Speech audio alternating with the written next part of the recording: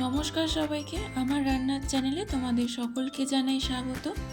আজকের রেসিপি ভালো লাগলে চ্যানেলটা প্লিজ সাবস্ক্রাইব করে দিও, পাশে থাকা বেল আইকনটা প্রেস করে দিও, যাতে আমি যখন ভিডিও দেব খুব সহজেই তোমাদের কাছে ভিডিওটা পৌঁছে যায়। আজকালকার ব্যস্ত জীবনে প্রতিদিন রান্না করা সত্যি একটা বড় চ্যালেঞ্জ, তাই না? আবার যারা নতুন রান্না শিখছো তাদের কাছে রান্না ভীষণ ভয়ের ব্যাপার। তাই সেই সব কথা মাথায় রেখেই আজকে আমি আলু, সোয়াবিন আর পনির দিয়ে ওয়ান পট মিল তৈরি করে দেখাবো। সম্পূর্ণ নিরামিষ রেসিপি, তাই তোমরা এই রেসিপিটা নিরামিষ দিনও বাড়িতে করতে পারো। এই রেসিপিটা কিভাবে পারফেক্টভাবে তৈরি করবে তার জন্য ভিডিওতে আমি অনেক টিপস বলেছি, তাই ভিডিওটা স্কিপ না করে অবশ্যই শেষ পর্যন্ত দেখবে। তাহলে চলো শুরু করা যাক আজকের রেসিপি।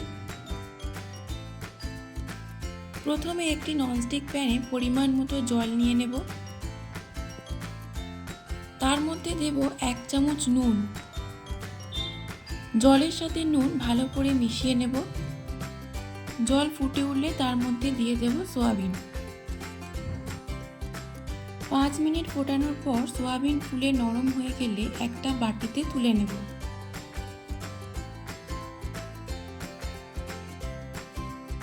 তারপর ওই জলে আবারও সামান্য নুন ও হলুদ দেব।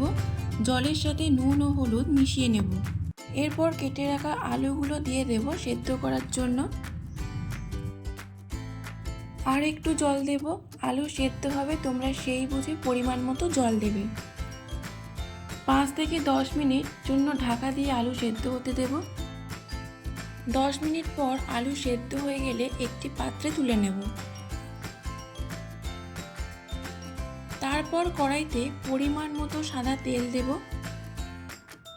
তেল গরম হয়ে গেলে দেব সেদ্ধ করে রাখা আলু। সামান্য হলুদ দেব। আলুগুলোর একদিক ভাজা হয়ে গেলে অপর দিকটাও উল্টে ভালো করে ভেজে নেব।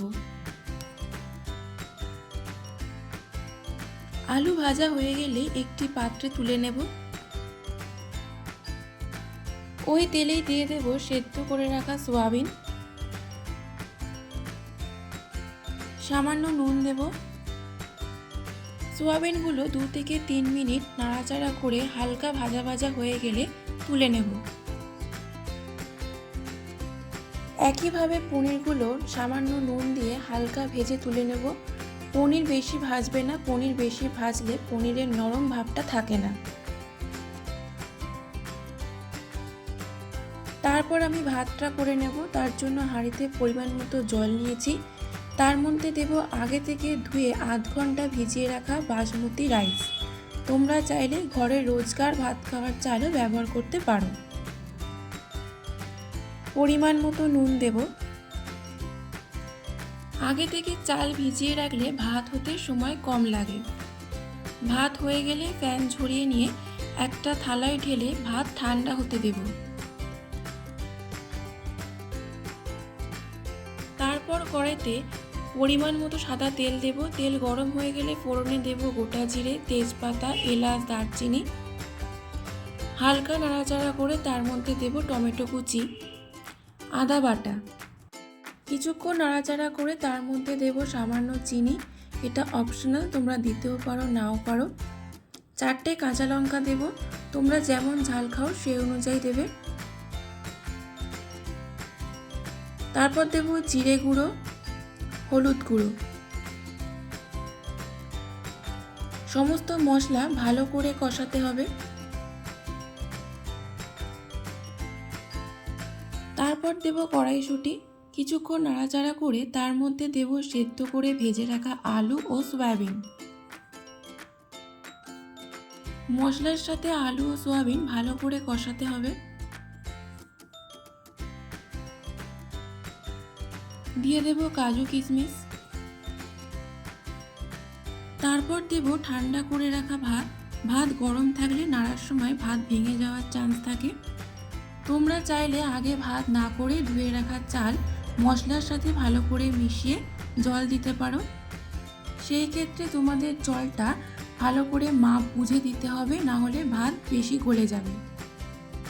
এখানে আমি সব কিছুর সাথে ভাতটা ভালো করে মিশিয়ে নেব।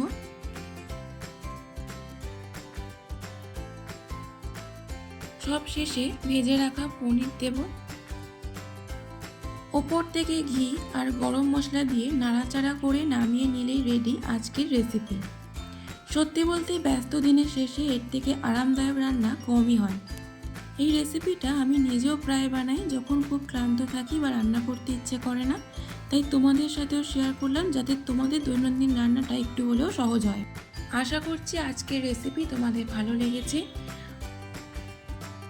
আরও নিত্য নতুন রেসিপি নিয়ে আসছি, ততক্ষণ সবাই ভালো থেকো, সুস্থ থেকো আর আমার পাশে থেকো।